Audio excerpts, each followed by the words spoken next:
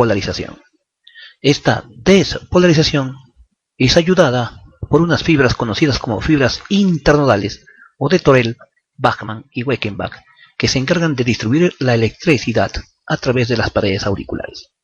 Una vez que es despolarizado la aurícula, la corriente pasa a un nuevo nódulo llamado nódulo aurículo-ventricular o marcapaso secundario, también llamado nódulo atrioventricular o de Ashok-Tawara. Este nódulo se encargará de despolarizar los ventrículos a través de las de His y de las fibras de Purkinje.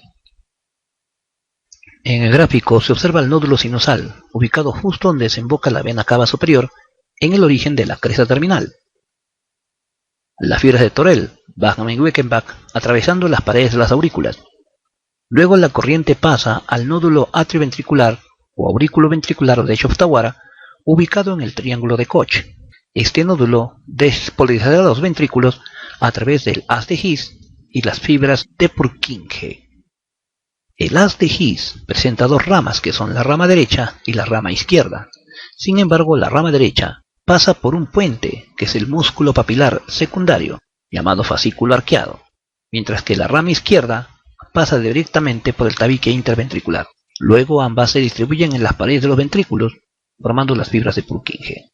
Distribución de la corriente.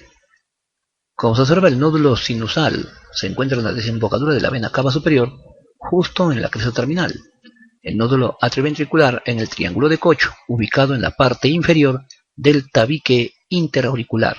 La rama derecha e izquierda de las de His pasan por el tabique interventricular y las fibras de Purkinje se distribuyen por el subendocardio de los ventrículos. Obsérvese la corriente cómo pasa por todo el corazón y obliga a este a contraerse. Ese fenómeno, como indicamos, recibe el nombre de despolarización.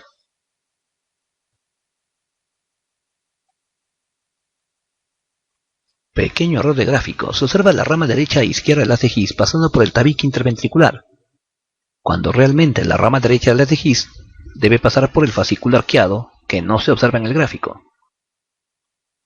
Obsérvese al nódulo sinusal o marcapaso primario, las fibras internodales, Thorell, Bachmann y Weichenbach, el nódulo atrioventricular, el haz de His y las fibras de Purkinje. Potencial de acción del corazón. Para que el corazón pueda contraerse, primero deben pasar varios fenómenos eléctricos. Una vez que el corazón quiere contraerse, este primero comienza a absorber sodio, es decir, en la pared del miocardio se abren canales de sodio. Estos canales de sodio permiten el ingreso de sodio por difusión, desde un lugar de mayor presión de sodio hacia un lugar de menor presión, que es el intracelular. Esta entrada de sodio de manera súbita se llama despolarización rápida. Dura entre 3 y 5 milisegundos. Es importante, antes de entender lo que es un potencial de acción, de que el corazón, el músculo cardíaco en reposo, tiene una carga de menos 90 milivoltios, ello debido a la presencia de electrolitos en la membrana celular y a la presencia de proteínas, ya que las proteínas tienen carga negativa. De repente, el músculo comienza a abrir canales de sodio, ello debido al nódulo sinusal. Este nódulo ordena abrir canales de sodio en la membrana celular de todos los miocitos. Una vez que el canal de sodio se abre, el sodio ingresa de un lugar de mayor presión, que es el extracelular, a un lugar de menor presión, que es el intracelular. Este ingreso rápido de sodio hará que la carga de menos 90 milivoltios llegue a 0 milivoltios y de ahí hasta más 30 milivoltios, en un lapso de 3 a 5 milisegundos. A este fenómeno le vamos a llamar despolarización rápida.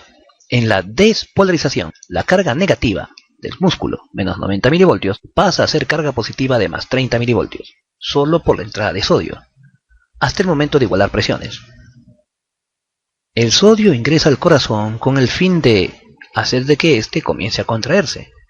Sin embargo, para que el corazón se contraiga le hace falta calcio.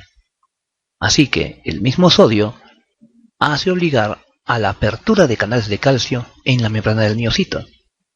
Y el calcio comenzará a entrar, al igual que el sodio, por diferencia de presiones. Entra una gran cantidad de calcio. Lastimosamente, este calcio, debido a que tiene una alta electropositividad, podía llevar la carga positiva mucho más elevada de más 30 milivoltios, causando paro cardíaco.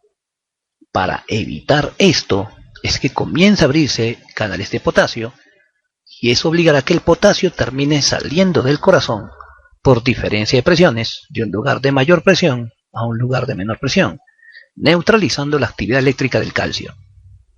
Durante este lapso de tiempo, conocido como meseta, que dura 250 milisegundos, entra el calcio y sale el potasio con la misma velocidad. Debido a que ambos tienen casi la misma electropositividad, terminan neutralizando la carga a 0 milivoltios, evitando que el corazón se electrocute. La entrada de calcio busca una sola cosa, la contracción del corazón. Una vez que el corazón se ha contraído o ha estimulado su contracción, el potasio comienza a salir con mayor rapidez, para que la carga nuevamente llegue al reposo, menos 90 milivoltios. Ese cambio de carga positiva a carga negativa nuevamente recibe el nombre de repolarización y dura cerca de 45 milisegundos. Concluye con el cierre de los canales lentos de potasio. Una vez que el corazón nuevamente entró en reposo, estaría listo para una siguiente contracción. Sin embargo, para que ocurra una nueva despolarización y así una nueva contracción, hace falta que el potasio regrese al intracelular y el sodio salga fuera de la célula. Para ello, el corazón usa bombas llamadas bombas de sodio-potasio ATPasa, los cuales son canales iónicos que transportarán el sodio y el potasio a sus respectivos lugares de origen. Es decir, hará que entren 2 potasios para sacar 3 sodios a la vez, con el fin de que la carga no cambie y se restablezca los potenciales iónicos y sea posible la siguiente despolarización y por lo tanto la siguiente contracción cardíaca. Estos fenómenos eléctricos pueden ser graficados mediante el electrocardiograma. Sabemos que la entrada de sodio hace de que la carga negativa del corazón se transforme en carga positiva, que para que la carga se mantenga neutra, no suba ni baja, en la etapa de meseta hace falta que mientras entre calcio para contraer el corazón, tenga que salir potasio, y para que el corazón nuevamente entre en reposo, hace falta que salga potasio para que la carga positiva vuelva a ser negativa. Siendo así, en el electrocardiograma aparecen 3 gráficos importantes que son la onda P, el complejo QRS y la onda T. Obsérvese cómo es que el corazón recibe corriente a nivel de las aurículas y ahora a nivel de los ventrículos. Y obsérvese abajo cómo es que se termina graficando un electrocardiograma, mientras el corazón entra en electrocutación, o sea, despolarización y luego reposo. El nódulo sinusal manda corriente a las aurículas, formando la onda P. Luego, el nódulo atrioventricular crea corriente para mandar a los ventrículos, formando el complejo QRS. Luego de allí, el corazón entró en reposo, formando la onda T.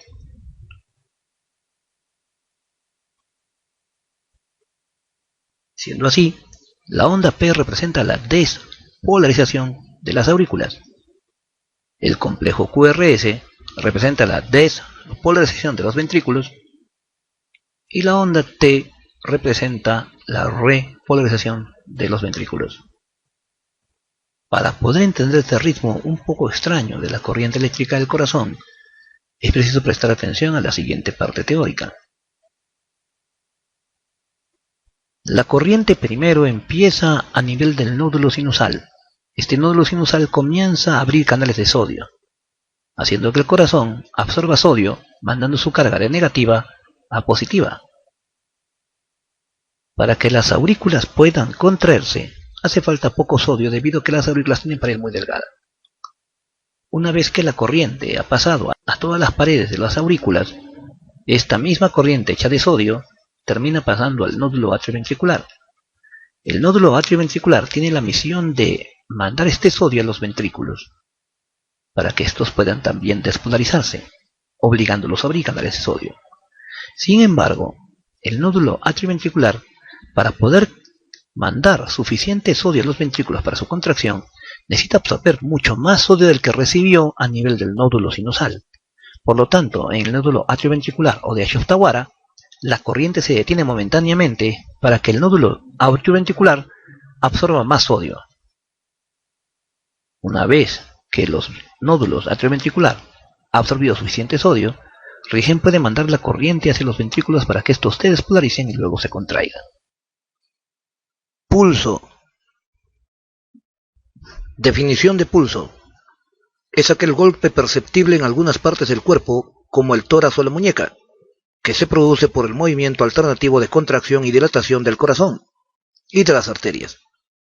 La sangre que bombea el corazón por las arterias al resto del cuerpo va en forma de ondas o pulsaciones.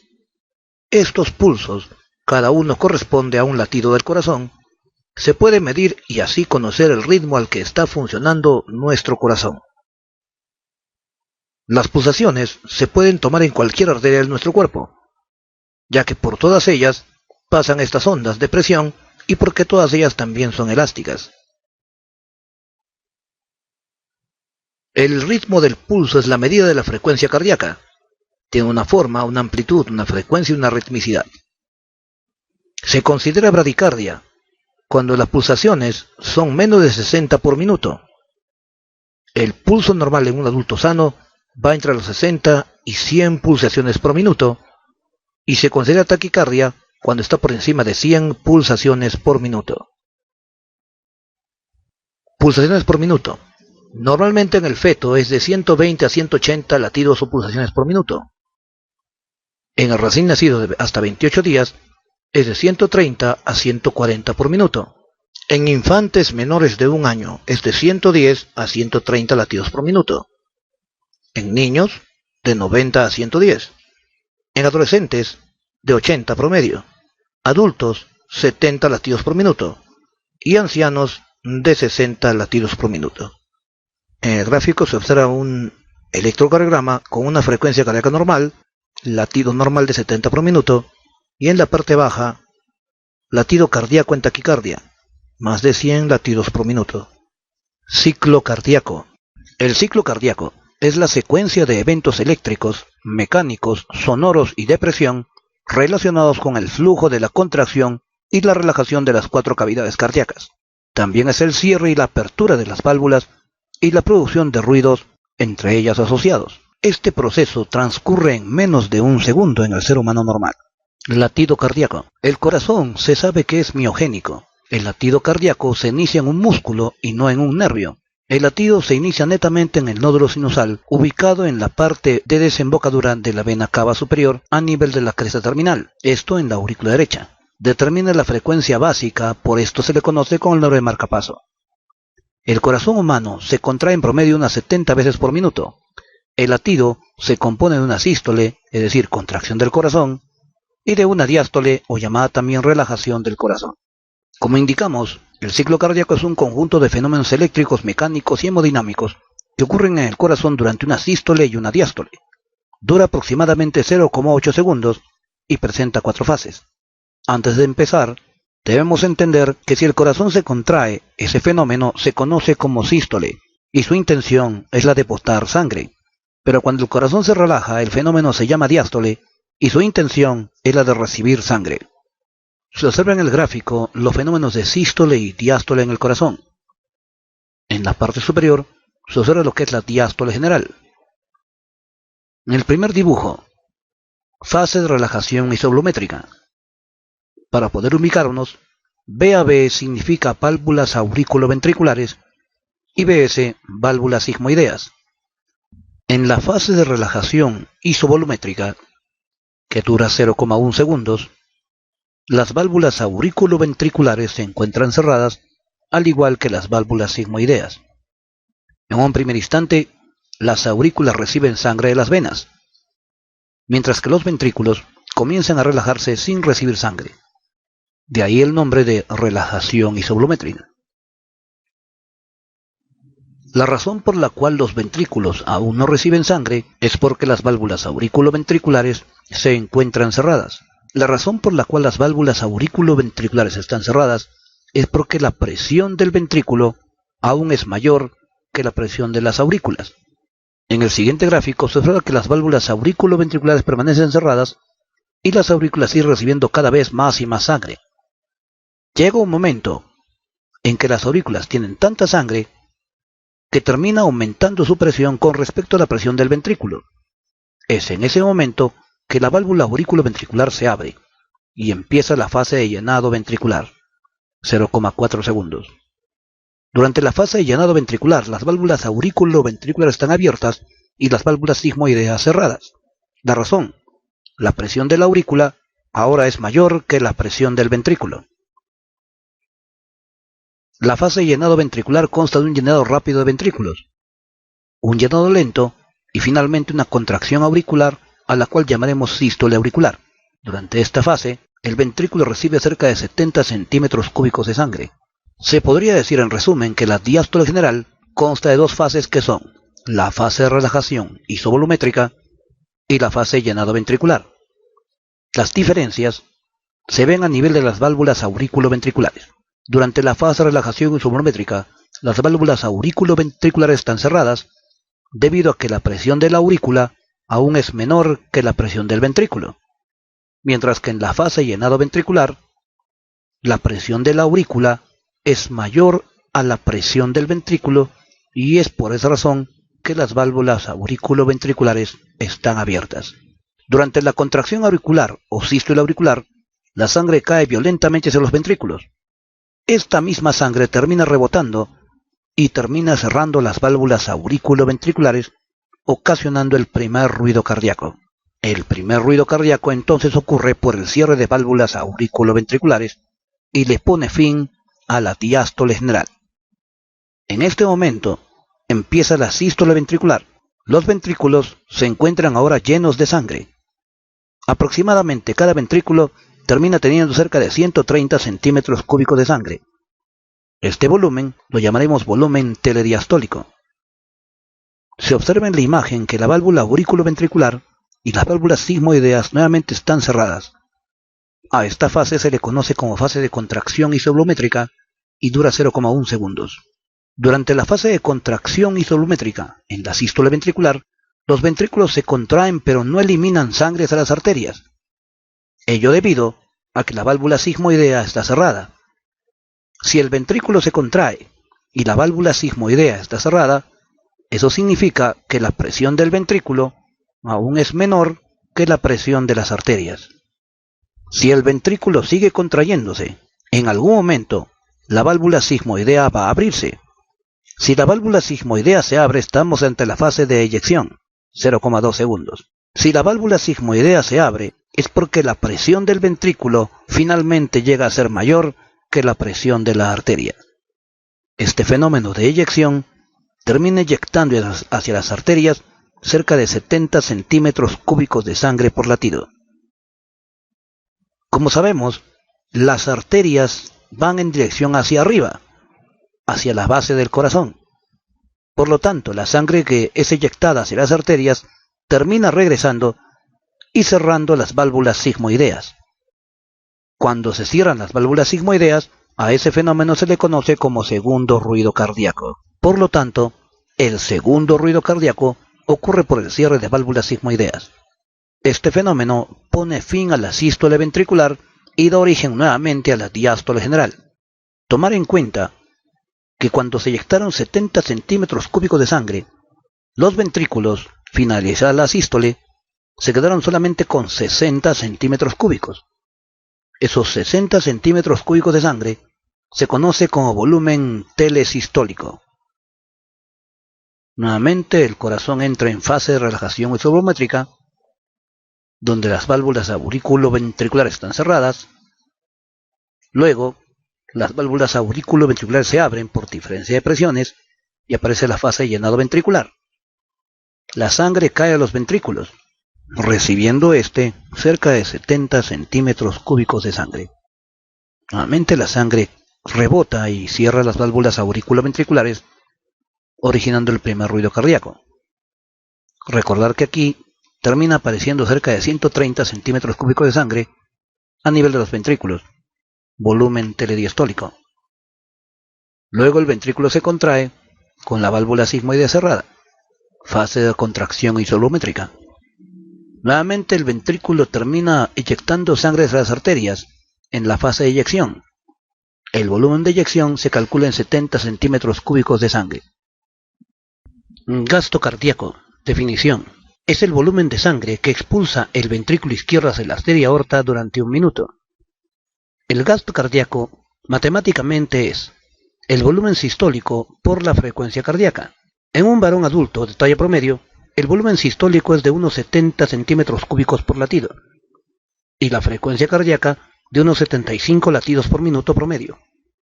Así pues, el gasto cardíaco promedio sería multiplicar 70 mililitros por latido por los 75 latidos por minuto. Eso da aproximadamente 5.250 mililitros por minuto, es decir, cerca de 5 litros de sangre que se bombea del ventrículo izquierdo a la arteria aorta durante un minuto. Eso significa que el corazón, a nivel del ventrículo izquierdo, en un minuto termina botando toda la sangre que trae en el cuerpo. Regulación del volumen sistólico. Existen 3 factores importantes que regulan el volumen sistólico y garantizan que los dos ventrículos bombeen el mismo volumen de sangre. Estos 3 factores que garantizan que ambos ventrículos bombeen el mismo volumen sanguíneo son la precarga, la contractibilidad y la poscarga. La precarga o grado de estiramiento de la víscera antes de la contracción se dice que es la energía de contracción, la cual es proporcional a la longitud inicial de la fibra muscular cardíaca. Es decir, mientras más se estire la fibra muscular cardíaca, mayor será la fuerza de contracción. A esto se le conoce como la ley de Starling del corazón. 2. Contractibilidad. Es la fuerza de contracción de cada fibra miocárdica ventricular, gracias a agentes positivos inotrópicos que favorecen esta contracción y agentes inotrópicos negativos que disminuyen esta contracción. La poscarga es la presión que debe ejercer el ventrículo para poder abrir las válvulas sigmoideas y así botar sangre hacia las arterias. En el dibujo se observa, a mayor estiramiento de la fibra, mayor fuerza de contracción. Se aplica ahí la ley de Starling en lo que se llama precarga. En el segundo punto, se ve la fuerza de contracción. La fuerza de contracción se debe a agentes positivos y negativos. En el tercer dibujo se ve la poscarga, que es la presión que necesita ejercer el ventrículo para poder abrir las válvulas sigmoideas. Corazón normal a la izquierda, corazón crecido a la derecha. Una pregunta que fue pregunta de examen de admisión fue la siguiente. En la altura, ¿por qué el corazón crece? Debido a una disminución de oxígeno al nivel de la atmósfera, demora mucho la hematosis a nivel de los pulmones. Es decir, la arteria pulmonar retiene durante mucho tiempo su sangre debido a la demora en la hematosis a nivel pulmonar. Eso aumenta la presión a nivel de la arteria pulmonar, lo cual por consiguiente aumentaría la presión a nivel del ventrículo derecho. Y este comenzaría a retener sangre hasta aumentar más su presión y así poder abrir la válvula sigmoidea. Si el ventrículo derecho tiene más presión de sangre y aún así también la arteria pulmonar, ambas retendrían más sangre y comenzarían a crecer, lo cual se ve en personas de la altura. En personas de la altura, el ventrículo derecho aumenta de tamaño, al igual que aumenta la presión a nivel de la arteria pulmonar debido a la demora en la hematosis. Vasos sanguíneos. Existen 3 tipos de vasos sanguíneos en el cuerpo humano, que son las arterias, las venas y los capilares. Tomar en cuenta que las arterias se meten a un órgano y las venas salen del órgano. Y en el órgano terminan formándose los capilares. Como se ve en el gráfico, una arteria nace de un ventrículo, se mete a un órgano, forma capilares, del órgano salen capilares que forman a la vez venas, que finalmente terminan en las aurículas. Diferencias entre las capas histológicas de una arteria y una vena. Las capas de una arteria y de una vena son iguales en nombre. Tienen una capa interna llamada capa íntima, una capa media o muscular y una capa externa o adventicia hecha de tejido conjuntivo. Las diferencias saltan a la vista. Las paredes de una arteria son más gruesas que las de una vena. La capa íntima de una arteria se parece a una vena solo que con la añadidura de fibras elásticas. La capa muscular en una arteria es mucho más grande que el de una vena. La capa muscular de una arteria presenta algunas fibras elásticas, aparte del tejido muscular liso, mientras que la capa muscular de una vena presenta solo fibras musculares lisas y algunas fibras colágenas. A nivel de su capa externa o adventicia, la vena tiene una capa adventicia mucho más gruesa que la de una arteria. Obsérvese la presencia de pequeños vasos sanguíneos que alimentan esta adventicia hecha de tejido conjuntivo, llamados vasa vasorum. Los vasa vasorum son los pequeños vasos sanguíneos que alimentan a los vasos sanguíneos. En la parte superior se ve la diferencia entre una arteria y una vena, sus capas y la presencia de válvulas a nivel de la vena. Estas válvulas favorecen el retorno de la sangre hacia el corazón. En la parte inferior se observa que del ventrículo sale una arteria. Esta se ramifica y forma capilares. Los capilares se juntan y terminan formando venas que al final desembocan en las aurículas. Obsérvese que por cada arteria existen dos venas. Entre arteria y vena se encuentran los capilares. Los capilares se forman a partir de arteriolas, ramas de las arterias, y los mismos capilares hacen hematosis o tisulosis que al final terminan formando vénulas y finalmente venas. Tipos de capilares. Existen tres tipos de capilares en el cuerpo humano. El primero de ellos son los capilares continuos. Un capilar continuo es aquel que se ubica en un músculo, corazón, pulmón, piel y sistema nervioso central. Estos capilares no tienen porosidades. Esto permite que la permeabilidad de estos capilares esté regulado por el transporte a través y entre las células endoteliales. El estrechamiento de las uniones, es decir, que presenta muchas uniones estrechas, proporciona la base estructural para la relativa impermeabilidad a las moléculas grandes como las proteínas plasmáticas. Los capilares continuos, al no tener huequitos, es decir, al no tener fenestras, impiden el paso de salida de proteínas del vaso sanguíneo hacia el intersticio. Capilar fenestrado. Los capilares con endotelio fenestrado se encuentran en glándulas endocrinas, glomérulos renales y en algunos vasos del tracto gastrointestinal. Estos tipos de capilares, con huequitos llamados fenestras, permiten un transporte más rápido de moléculas más grandes y de líquidos. El endotelio varía de grosor y en algunas regiones sumamente delgadas están interrumpidas por fenestraciones o porosidades circulares o poros de hasta de 80 hasta 100 nanómetros, cerrados por un diafragma muy delgado que tiene un engrosamiento central puntiforme. Capilares sinusoidales, también llamados discontinuos, permiten el paso de células a través de sus paredes. Se encuentran en hígado, vaso y médula ósea. Son de mayor tamaño que los demás capilares y tienen forma más irregular. El endotelio es discontinuo por la presencia de fenestraciones sin diafragmas. Son orificios mucho más grandes. La lámina basal también es discontinua, lo que aumenta el intercambio entre la sangre y los tejidos. Características diferenciales entre arterias, venas y capilares. Origen.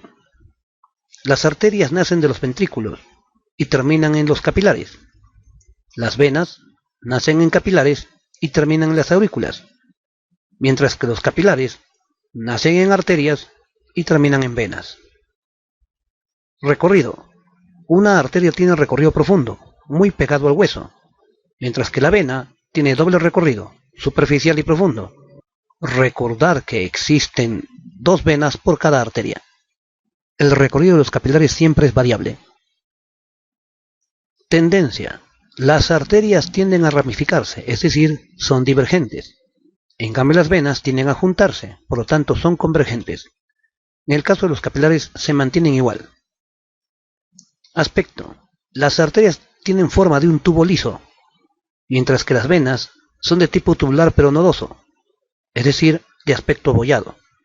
Los capilares son tubulares. Válvulas. Las arterias solo tienen válvulas en su origen y se llaman válvulas sigmoideas. Las venas tienen válvulas en todo su trayecto, lo cual asegura el retorno de sangre hacia el corazón. Los capilares no presentan válvulas. Número.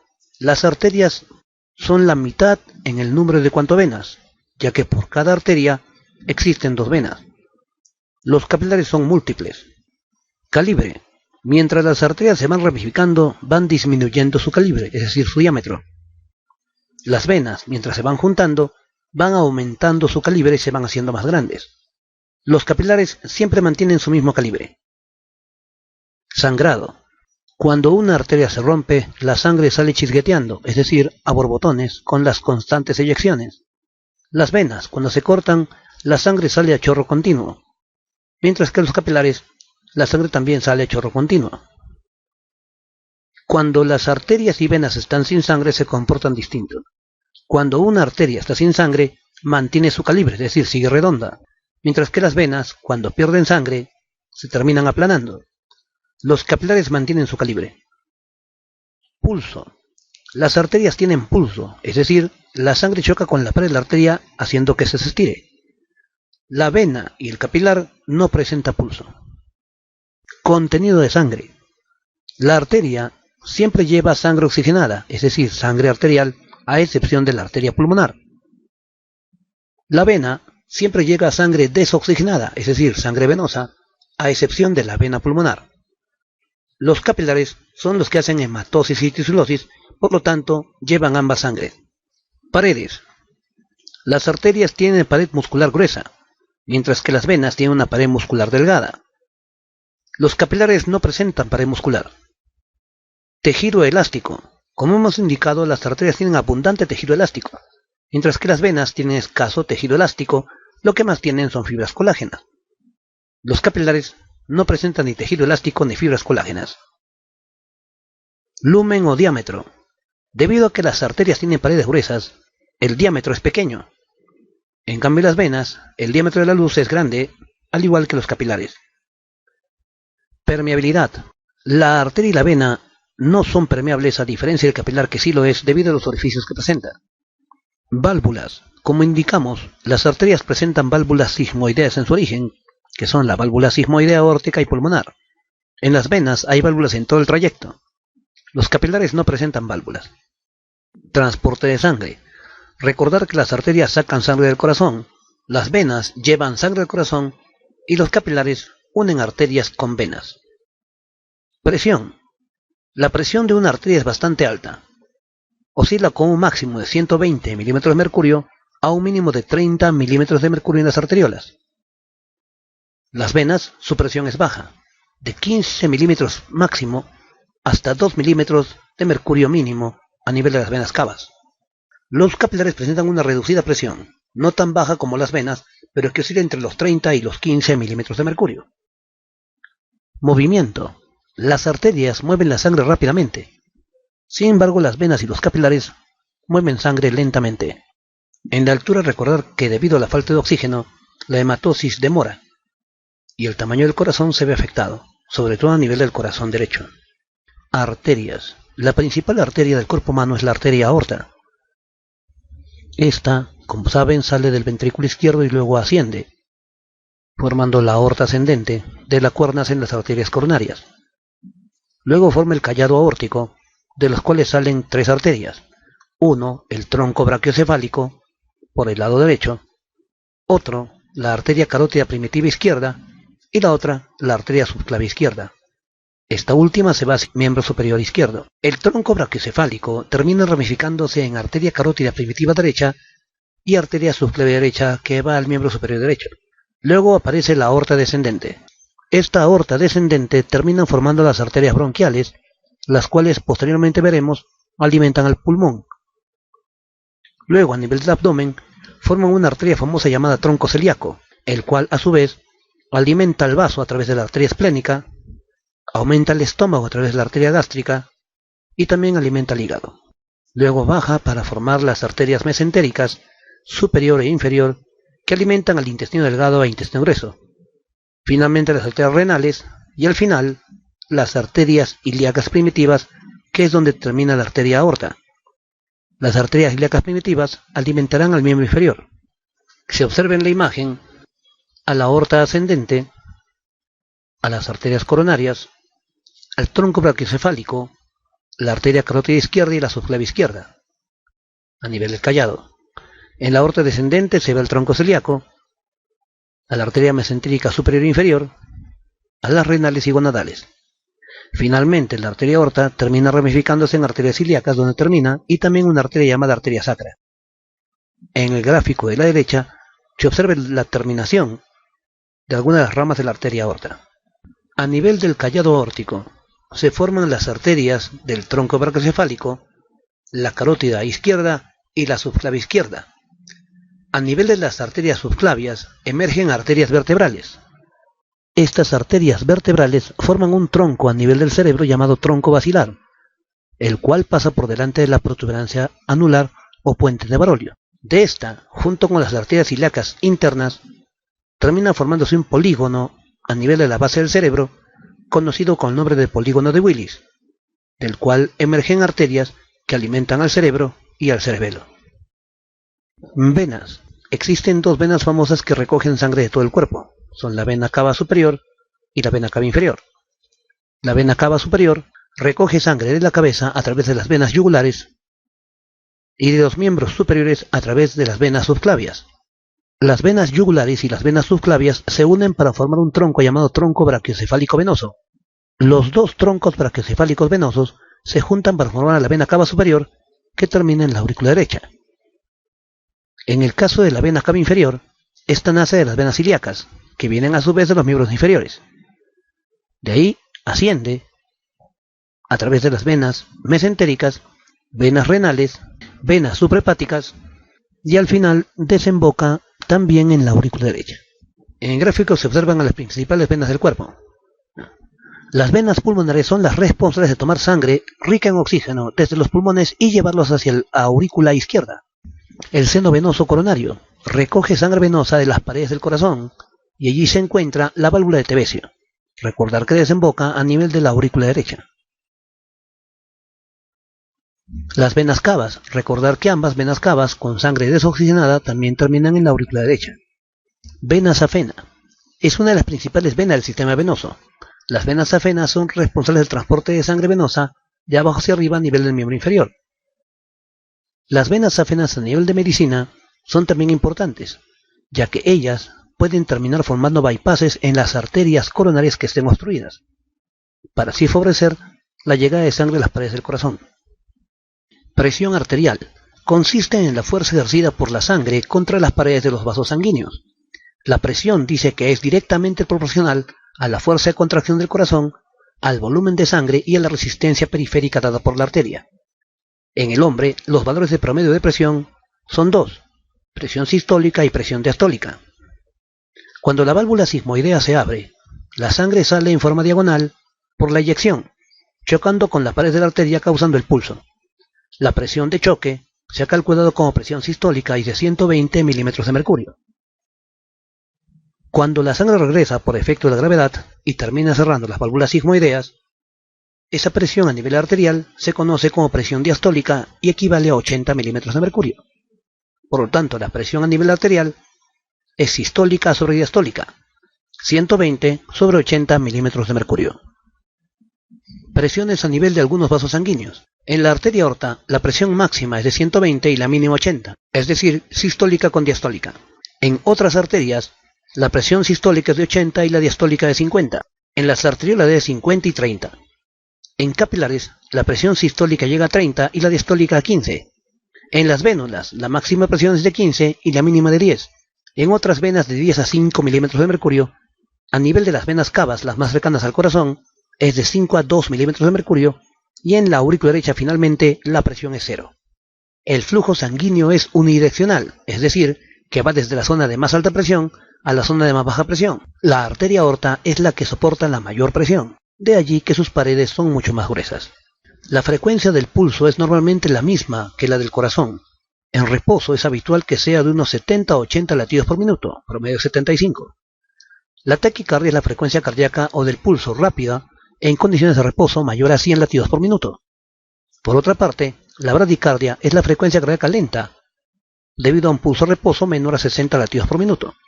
Los deportistas con entrenamiento de resistencia suelen tener bradicardia. Sistema porta hepático. Las venas generalmente se juntan y van hacia el corazón. Sin embargo, hay una vena, llamada vena porta, que nace de las vísceras y en lugar de irse al corazón se dirige al hígado, transportando nutrientes. Esta vena porta, que fue pregunta de examen de admisión, es la unión de las venas mesentérica superior con las venas mesentérica inferior y gastroesplénica. La vena gastroesplénica es la que viene del estómago y del bazo. Esta se une con la mesentérica inferior, que viene del colon descendente y sigmoides. Forman un tronco que al final termina uniéndose con la vena mesentérica superior que viene del intestino delgado y el colon ascendente. Ambas, al unirse, forman la vena porta, que transporta los nutrientes hacia el hígado. Recordar que existen dos venas por cada arteria. Las venas superficial y profunda se comunican entre ellas a través de ramas comunicantes, también llamadas perforantes. Las válvulas, como se observa en el dibujo, favorecen el retorno de sangre hacia el corazón, impidiendo el reflujo. La contracción muscular también ayuda al retorno de sangre venosa hacia el corazón, pero la principal razón por la cual la sangre regresa al corazón es por la misma contracción del corazón hacia el bombeo de sangre. Los aneurismas son dilataciones de las arterias debido a debilidad de su pared. Estos mayormente se ven a nivel de la aorta o a nivel del polígono de Willis. Si las válvulas no pueden evitar el retorno de sangre, terminan provocando dilatación de las venas conocidas como varices. La capacidad de los reflejos de los senos aórticos y carotídeos para corregir el descenso de la presión arterial es muy importante cuando una persona está acostada, se sienta o se pone de pie. Tales movimientos disminuyen la presión y el flujo sanguíneo en la parte superior del cuerpo, incluida la cabeza, fenómeno llamado hipotensión ortostática. Sin embargo, dicha reducción es contrarrestada rápidamente por los reflejos simpáticos. En ocasiones, esto funciona con lentitud mayor de lo normal, ante todo en ancianos, situación en que el individuo puede desmayarse si se pone de pie con rapidez excesiva, como consecuencia del aporte inadecuado de sangre hacia el cerebro. A nivel de la arteria aorta en el callado aórtico y a nivel de la arteria carótida, justo en la bifurcación de las arterias carótida externa e interna, existen pequeñas dilataciones llamadas seno aórtico y senos carotídeos. Estos dos senos presentan varoreceptores, reguladores de la presión arterial. Cuando la presión aumenta, ellos disparan respuestas hacia el bulbo raquídeo. Debido a que el bulbo se da cuenta del aumento de la presión, él decide disminuir la frecuencia cardíaca y también decide bajar la presión arterial con vasodilatación. Esto regulará el aumento de presión. En el caso opuesto es igual. Cuando baja la presión arterial, el seno aórtico y carotídeo, al darse cuenta de ello, le mandan la señal al bulbo raquídeo, el cual como respuesta